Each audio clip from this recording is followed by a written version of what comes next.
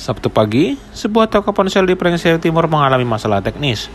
Rolling door toko terkunci dari dalam dan tidak bisa dibuka.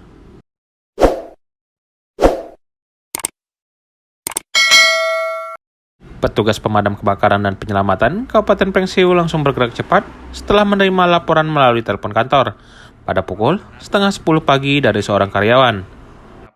Dan Rudam Karmat Imam menjelaskan, pintu toko Indahsel telah terkunci selama kurang lebih 1 jam sebelum tim datang. Berbekal kunci T12 dan T10 Regu 1 Makopemda yang terdiri dari 4 personel melakukan upaya pembukaan pintu. Sekitar 2 jam kemudian, rolling door berhasil dibuka tanpa kerusakan. Tidak ada korban luka dalam peristiwa ini. Ya, kami mendapat laporan sekitar pukul 9.30 ditelepon oleh karyawan Indahsel bahwasannya terkunci di dalam. Nah, terus kami berangkat langsung persiapan untuk menuju lokasi gitu.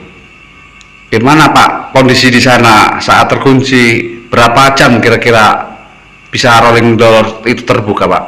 Ya, menurut informasi dari karyawan Indahsel terkunci sudah 1 jam lamanya, dan untungnya dia bisa menelpon pemadam melalui telepon kantor yang mencari di Google nomor telepon Damkar Kabupaten Prengseu gitu.